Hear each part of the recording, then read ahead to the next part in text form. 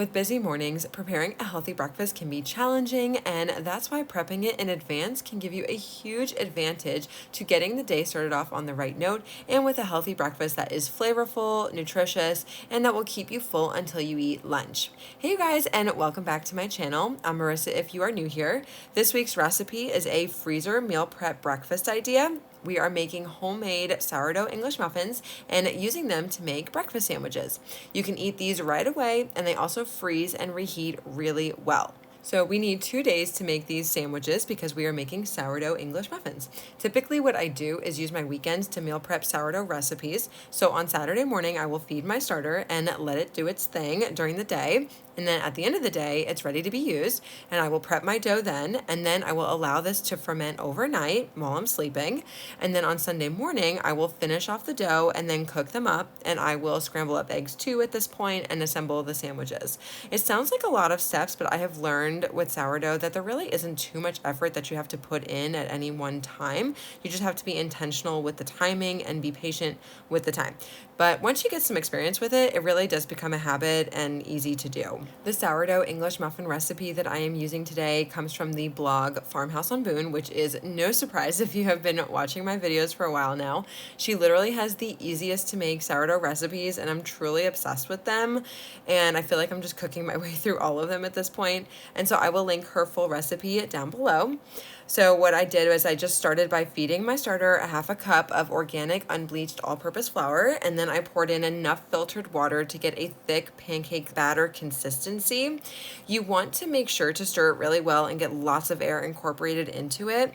If you're looking for a filtered water pitcher, I love mine. I got it from Epic Water Filter, and it removes over 200 contaminants that can be found in water, including heavy metals, trace pharmaceuticals, PFAS, which is also known as forever chemicals, fluoride, and chlorine. I like that it comes with a countdown timer, which just helps me remind myself when I need to change out the filter. It's super important to use filtered water so that you do not kill your starter. And it's just also good for us in our everyday wellness in general. And this is one of the healthy habits that I have been really intentional about this year for myself. I used to buy filtered water jugs, but now I just use this, and it's way more convenient because I can just refill it at my sink. And I do drink a lot of water each day, and so this was a much better investment for me.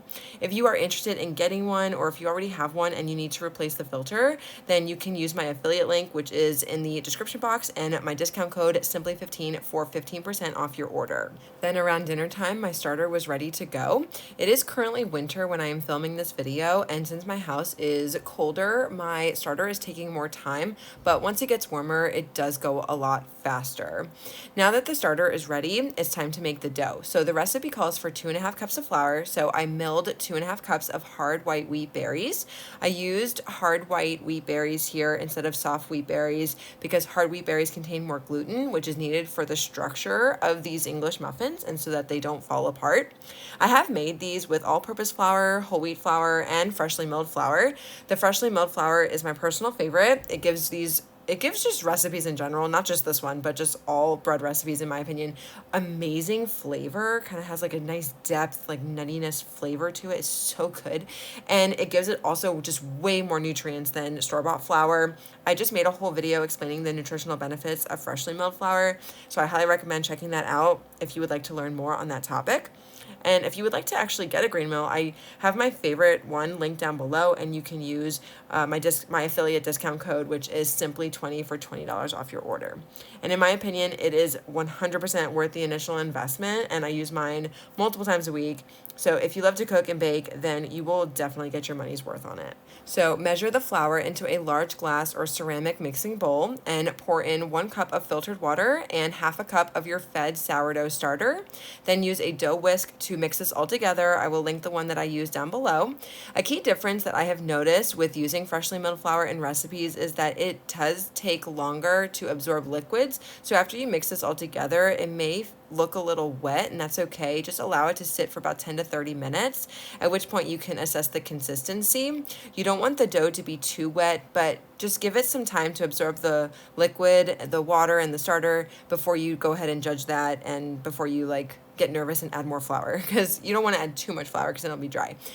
Mine was good to go after about like 30 minutes, and then I just covered the bowl with some plastic wrap. You can also use a damp towel as well, and then you're going to allow this to sit for about 12 to 14 hours to ferment.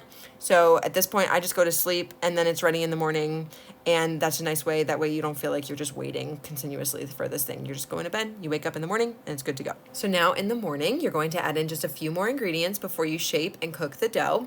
You're going to add in 1 tablespoon of honey and a half a teaspoon of salt. The original recipe does call for 1 teaspoon of salt, so you will see that when you click on the link, but I personally just don't like to like over salt my food. So I just reduced it by half, and I think it tastes great. It tastes fine just as is. Plus, when you think about it, like you're adding on like butter that has salt, or eggs, or cold cuts, and those are salty foods, and you kind of add those on top, and it tastes fine. It kind of like evens it out. So it's just a nice, easy way to reduce how much sodium you're eating in a day. When you start looking at like how much sodium is like in bread, it can be kind of shocking. And then when you're not just eating that, you're eating all the, all these other salty foods in the day, how much sodium you're eating can like very quickly add up. So this is just a very easy way to just reduce how much sodium that you're putting into your body each day. And lastly, you're going to add in 1 teaspoon of baking soda. Then you're going to use your hands to mix the dough together.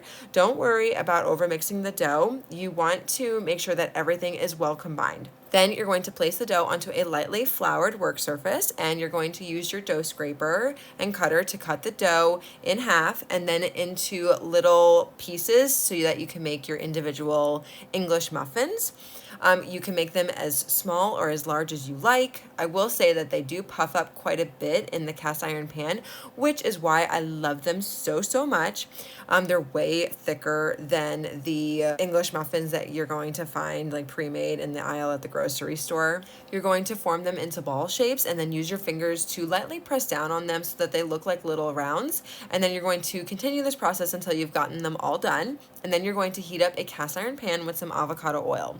Now, don't add the English muffins into the pan until it gets nice and hot. This is going to help them not to stick. And then once it is hot, you can start to add in each English muffin. I am using a 12-inch cast iron pan here, and I was able to fit all of the English muffins into the pan, which is great. And then once you get them all in there, you're going to let them cook for like 2 to 3 minutes at that high heat. But please keep an eye on them because they can burn. That has happened to me before. But once they look nice and golden brown, just like this on the bottom, you're going to flip them.